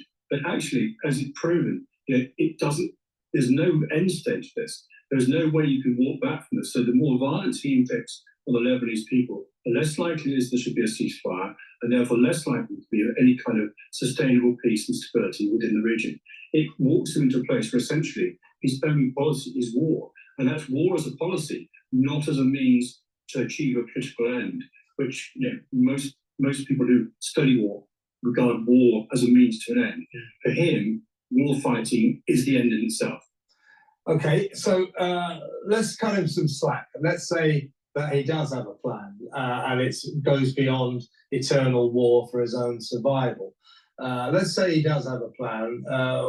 What could you construct around what's happening that would denote some kind of mission destination? What if he has more than a plan to just wage eternal war? What would it be in Lebanon, given what's going on? Well, there is an intermediate position, which is where Hezbollah has failed to do what it said it would do in 2006, which is that the Hezbollah agreed to move its military forces to the north of the Litani River.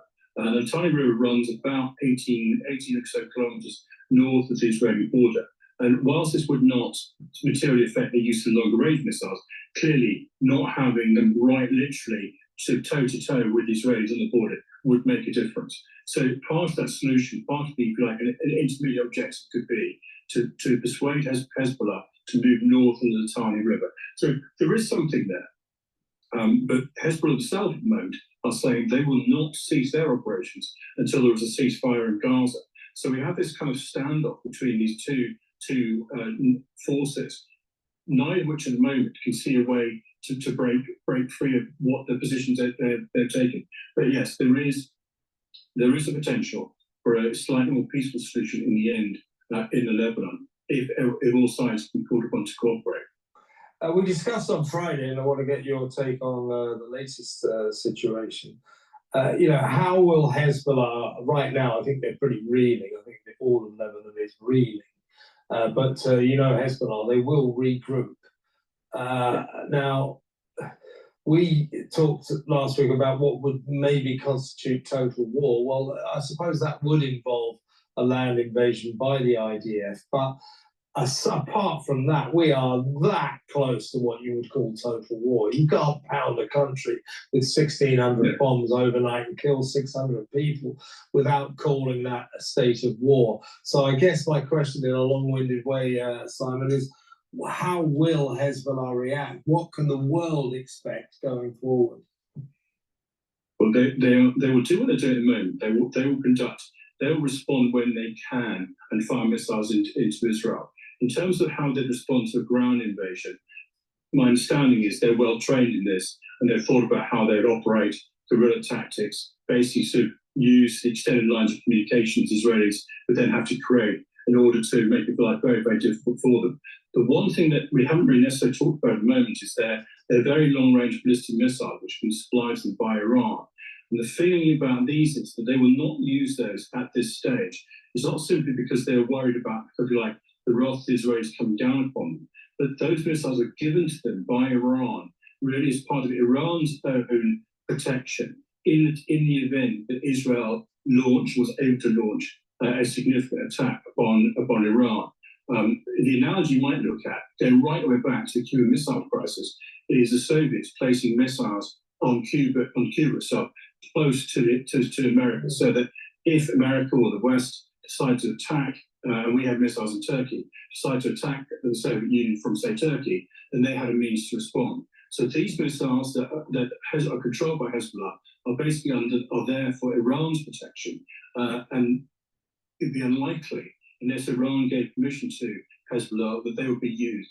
But they are very powerful and could easily hit targets throughout most of the length and breadth of Israel. But at the moment, they're not being used. And what about terrorism around the world? Can we expect, well, I assume that countries like Britain and America should at the very least be on red alert right now. Would you predict, it's a horrible thing to have to predict, but would you predict that there's a potential for terrorist attacks? Yeah, I think that's certainly a reasonable possibility. I'm sure our security services are looking at that option. Bear in mind that the response may not be immediate. So it may not be directly related to whatever happens in the next 3 to 5 days, or even a week or so within Israel itself.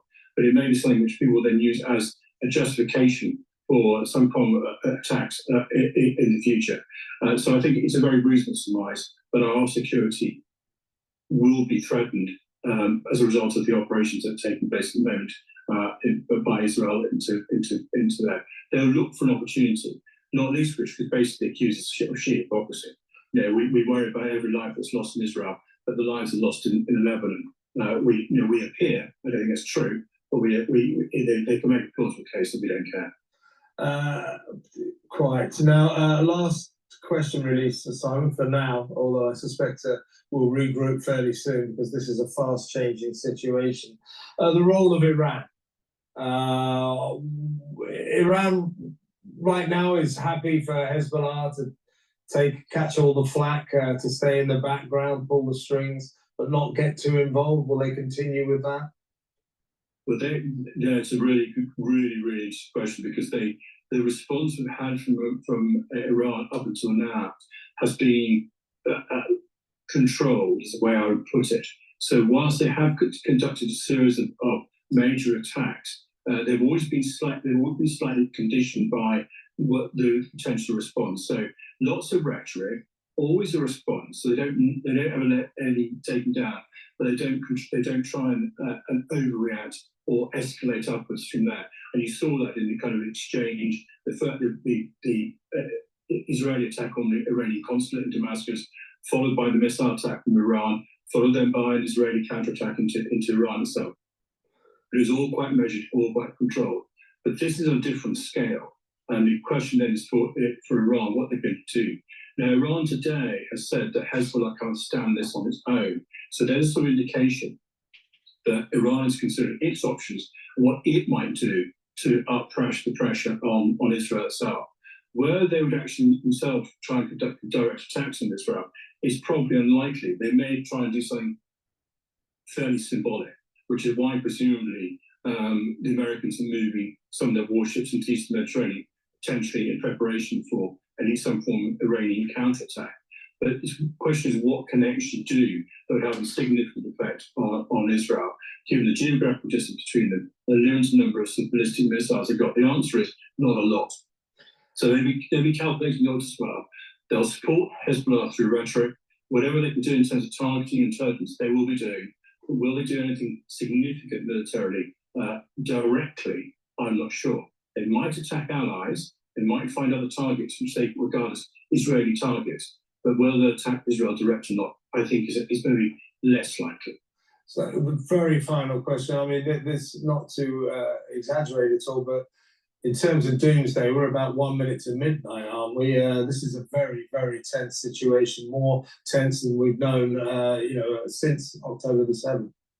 Yeah, absolutely. I mean, the attack in Lebanon really unlocked all sorts of chaos across the Middle East. It itself is a very fragile, fragmented country with a very delicate balance between the ethnic and religious groups within it. But those ethnic and religious groups have their own partnerships and associations that goes across the wider Middle East into Iraq and into other countries as well. And all those countries are just on a very, very tight balance itself. So this is really the most dangerous chance of a breakdown from a controlled but dangerous conflict into something regional that we've seen so far. So and whether it be sort of violence of war, or whether it be the impact of things like refugees and displaced persons, or even what we're now contemplating, appear to be contemplating, is now today, that we're looking seriously at how we might evacuate up to 10,000 British entitled persons from Lebanon. That's a major military operation. So we're trying to conduct that major military operation in the midst of a hot war. That is a recipe for a very dangerous situation. Yeah, I should have mentioned that earlier, that we've moved a load of troops to Cyprus, I think it is, with a view to possibly having to do that, to evacuate 10,000 British citizens. So the situation is tense, is the understatement of the century. Right. Simon, always a pleasure to talk to you, fascinating stuff. Before we go to democracy now, which I can't stand this lady, but I think it's important to get both sides of the perspective here. Please go to my store, the-studio-reykjavik.com, and take NAD+. This is something that I've added to my health protocol. NAD+ increases your energy, helps to repair DNA. It helps the whole DNA repair mechanism. As we get older, we have damage to our DNA, and we do have the capability of repairing some of it. But as we get older, there's more and more of that damage, and it overloads the repair mechanism. So we need to take a supplement like NAD+ to increase our energy levels, but also to help with repairing our DNA. NAD+ also is helps with neuroprotection, helps to maintain neural health. Very important, because as we get older, our neurons don't work as well, and we need to take supplementation to improve the health of our neurons. So please go to my store, the-studio-reykjavik.com, and get the NAD+ to boost up your energy levels, help to repair your DNA, and help to protect your neurons. NAC is a great supplement to take. It's something that I take every day now. NAC brings up the glutathione levels, so you're attacking the soaking up those free radicals in multiple vectors. All right, so NAC brings up your glutathione levels. Glutathione soaks up free radicals.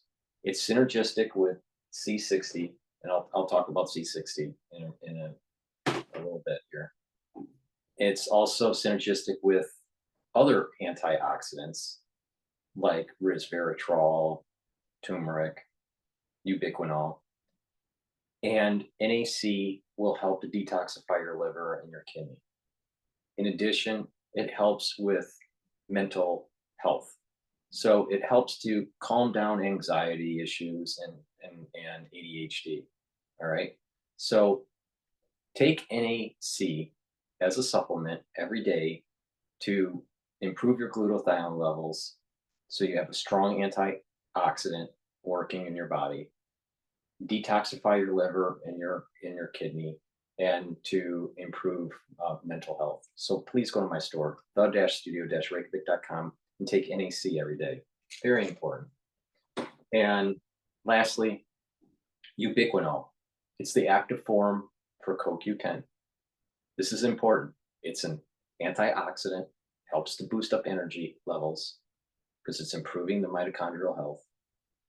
And it also helps with neural protection, neural health. So it's synergistic with NAD+ and resveratrol and C60. So please go to my store, the-studio-reykjavik.com, and get ubiquinol. You should be taking this every day. This is a very high quality product. All right. I've been taking CoQ10 and ubiquinol for a long time. All right. A long time. You know, decades. So please go to my store, the-studio-reykjavik.com, and get ubiquinol. Ubiquinol, for the ones that don't know, ubiquinol is the active form for CoQ10. It's a very high quality product. Go to my store, get ubiquinol, improve your neural health, improve your mitochondrial health, and it's another antioxidant that's important to soak up those free radicals. She's a free radical.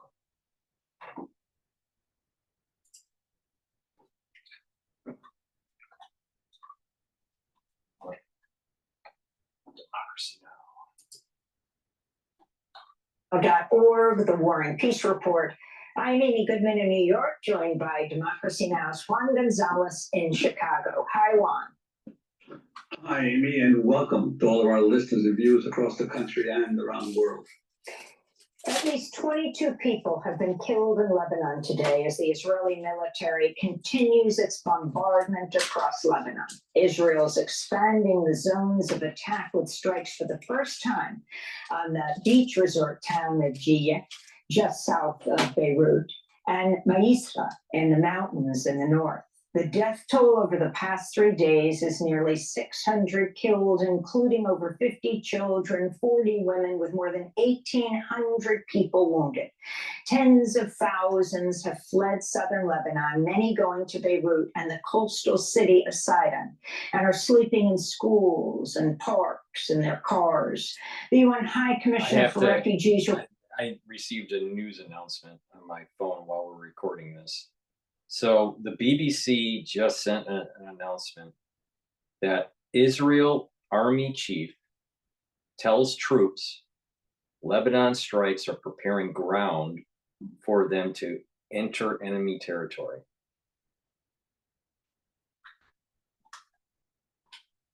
So let me see, that might be going live with BBC. So let me see if I can find that while we play Democracy Now!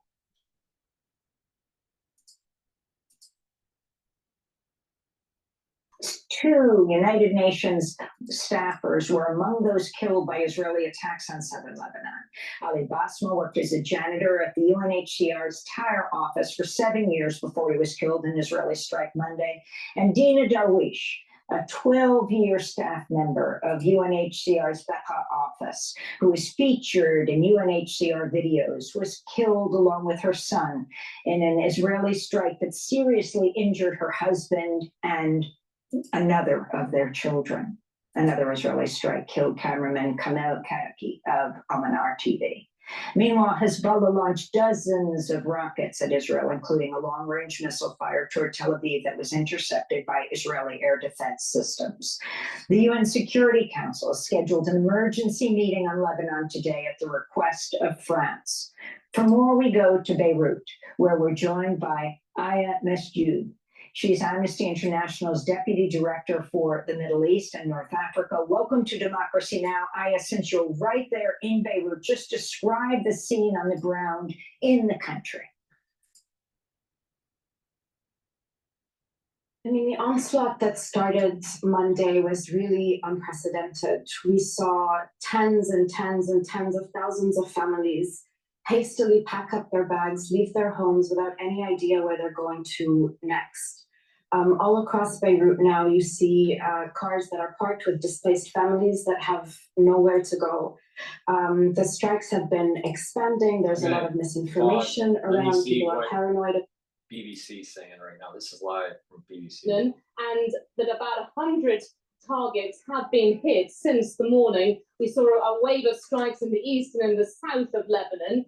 And at the same time, Hezbollah rockets have been hitting some of them in the north of Israel, causing damage and some injuries as well. Now, It's not clear how long this operation will last, but Israel has said its aim is to return tens of thousands of its displaced citizens from their homes. It's been nearly a year of fighting that has gone on now, although it's intensified in recent days, this across the border, and it's gone on in parallel to the war in Gaza. This lunchtime, what could be an important development, we had the head of Israel's Northern Command telling ground troops that they should be ready for maneuvers and for action. That could really trigger a new escalation. Now, what is interesting with this is that I'm not seeing a appreciation in the oil market. So while that's going on, let's just go back to democracy now, liberal now. Another pager walkie-talkie attack. I mean, the situation is really devastating. And Amy, there's, I really want to put the death count into perspective here. In a single day on Armed Forces has been speaking to some of those troops who are actually stationed on the northern border in the last hour or so.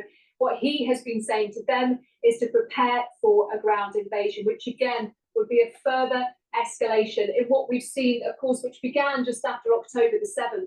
But what we've seen along the border between Israel and Lebanon has been very different to the conflict that we've seen down in Gaza. We've seen a steady, over the course of 11 months or so, exchange of fire, but everything changed just over a week ago when pagers and then walkie-talkies held by members of Hezbollah exploded here in Beirut and around Lebanon. And then we've seen a real Israeli uptick. Let's go to the UN in New York. Keir Starmer is speaking now. Let's see what he says. With no agenda other than helping those in need. The UN and the ICRC have both lost staff this month in Gaza, Lebanon, and Donetsk. More than 200 aid workers have been killed so far this year, including British citizens.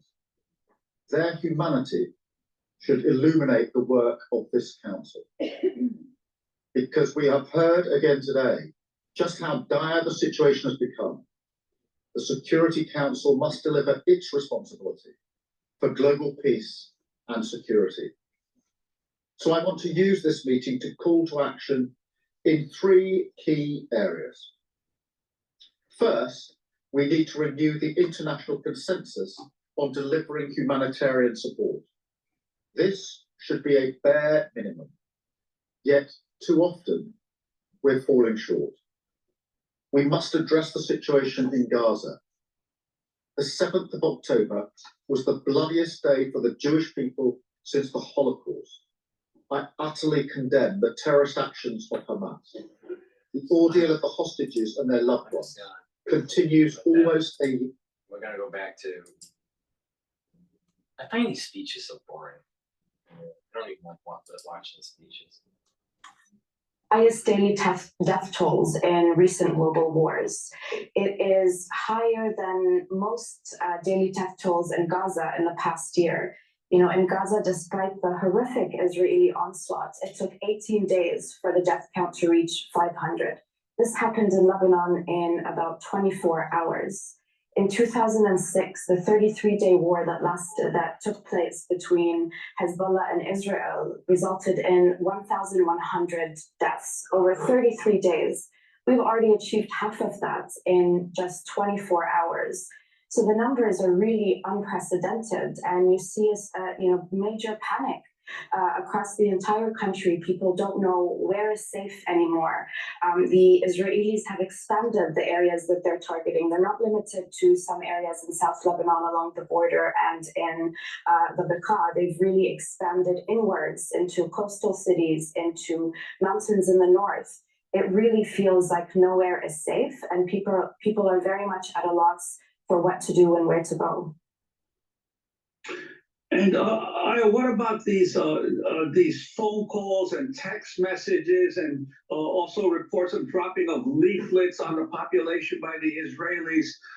How are people reacting to that, and what indication do they have of even where to go?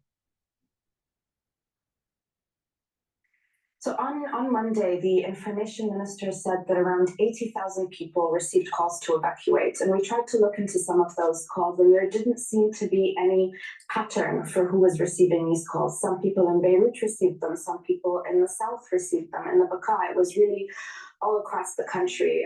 So it seemed like a tactic that was more intended to cause fear rather than an actual evacuation.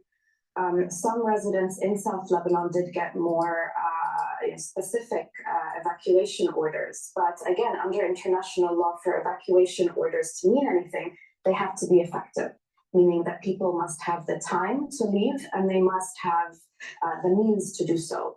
What we saw on Monday was anything but. I mean, the instructions that people got were stay away from Hezbollah targets. Nobody knows. A civilian doesn't know where a Hezbollah target is. So people just fled with the clothes off their back. It took 14, 15 hours for some families to make it from South Lebanon to Beirut. And we were receiving reports that that there were some strikes on near where civilians were gathered to evacuate in traffic jams. We're still looking into those, but if that holds up, then that is also a serious violation. And I wanted to ask you that Amnesty is calling for an international investigation into the deadly attacks using these exploding portable devices. Could you talk about what you're calling for and why, and why isn't this patently labeled as a terrorist attack? So under international humanitarian... The pager and the walkie-talkie attacks were more targeted than the target bombings that they're doing right now.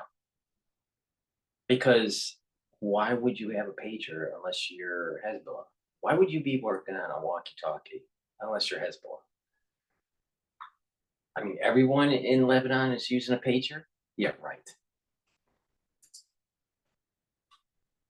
Law and human rights law, we don't use the term terrorist attacks. For us, attacks are either lawful or unlawful.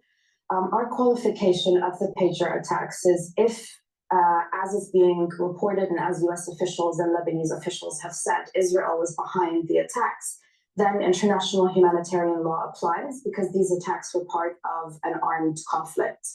Under international humanitarian law, it is prohibited to use weapons indiscriminately, which we found that the pager attacks were. The people the thing is that war's a bitch, and there's going to be collateral damage.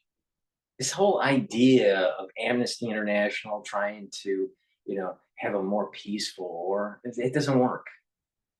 Just let Israel and Hezbollah go at it. Whoever wins, wins. Know who was given the pagers or the walkie-talkies, and they did not know who would be around the individuals carrying those pagers and walkie-talkies. Therefore, the attack was Let's stop playing stupid. They had walkie-talkies and pagers because they're Hezbollah. Now, was there going to be collateral damage? Yes. All war has collateral damage. But let's stop playing stupid. Especially when Hezbollah's leader was telling them to get off of cell phones and smart devices because they were being targeted. Let's stop playing stupid. For unlawful under international humanitarian law and should be investigated as a war crime.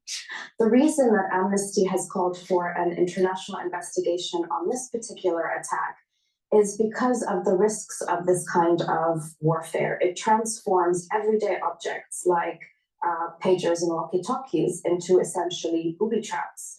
And there is an explicit prohibition under international humanitarian law on the use of such booby traps. But we felt that such an attack, although it didn't cause nearly the same number of casualties as Monday's onslaught, did instill some fear and panic into the Lebanese society and is a really dangerous method of warfare to be using It was unprecedented, and the involvement goes far beyond just the Israeli military. There are allegations around various shell companies.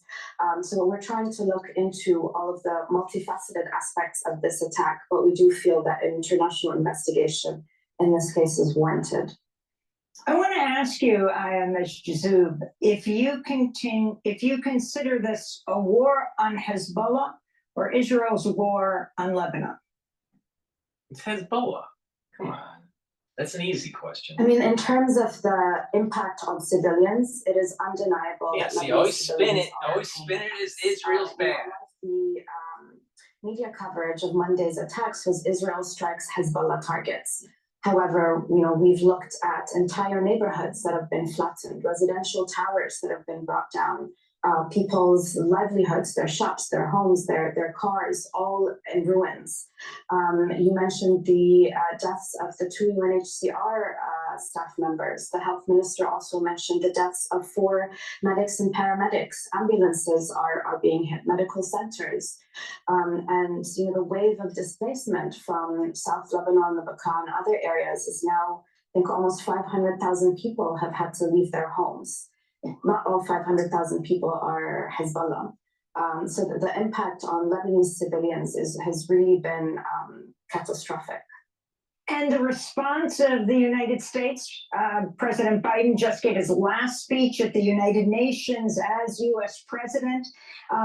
The EU Foreign Policy Chief, Joseph Borrell, has characterized this as almost a full-fledged war. President Biden said too many on each side of the Israeli-Lebanon border remain displaced. Full-scale war is not in anyone's interest, even though a situation has escalated. A diplomatic solution is not possible. He said, is still possible, he said. IMS Jube. At the same time, the U.S. continuing to provide billions of dollars to the U.S. military, to the Israeli military. Yeah, I mean, there's an obvious hypocrisy there. We've consistently, since October 7, have been calling for the suspension of weapons sales and shipments to Israel. We've continued to call for respect of IHL. We have, in at least one instance, documented a possible war crime that Israel committed in Lebanon using U.S. weapons. So if the U.S. really was serious about what about Hezbollah and Hamas hiding within the civilian population? What about the arms and the monetary backing of Iran with Hezbollah and Hamas? No, she doesn't say anything about that. See, Israel bad, Muslims good. That's her statement. It's the same logic where Orange Man bad and Harris good. Nothing Orange Man does is good. Nothing. No. Same thing. Everything that Israel's doing must be bad. The same. I would love to hear what Amnesty International is saying about the war crimes from Hamas and Hezbollah.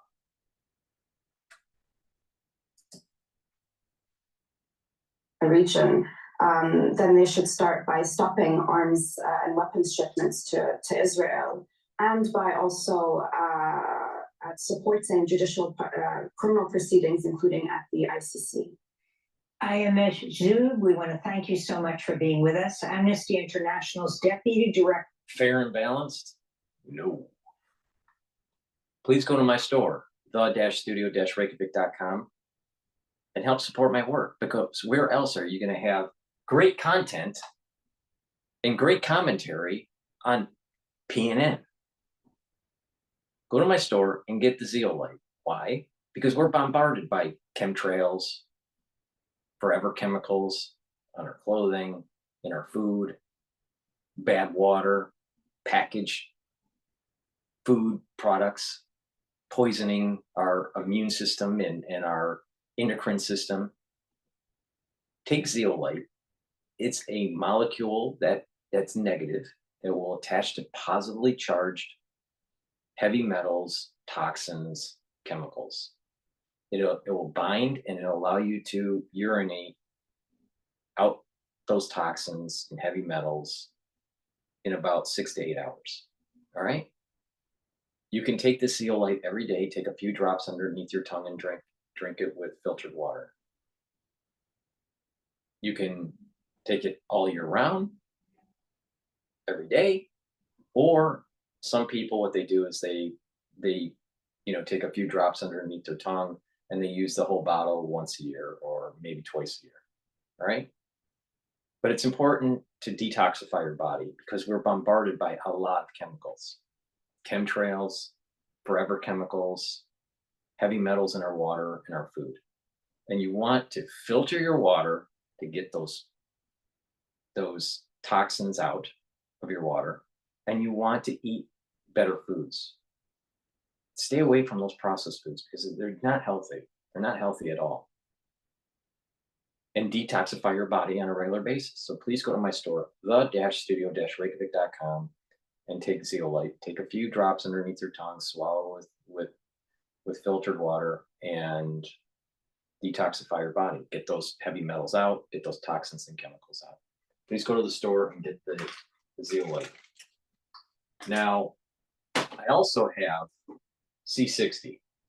C60 is a very potent antioxidant. All right. I have it in coconut oil, MCT coconut oil. I have it in extra virgin olive oil. And I also have it in avocado oil. All right. You can get it in a 2 ounce, a 4 ounce, or an 8 ounce configuration on my store. And how this works is that this molecule, the C60, is a carbon, it's 60 carbons attached, and it looks kind of like a soccer ball. All right. And it will soak up those free radicals at a much higher rate than, let's say, your typical antioxidant. In addition, this is synergistic with some of the other antioxidants like resveratrol and the ubiquinol, and vitamin C, and some of these other antioxidants. All right, that I've talked about throughout this broadcast. So you take this every day, take a teaspoon of it a day. They'll soak up those free radicals.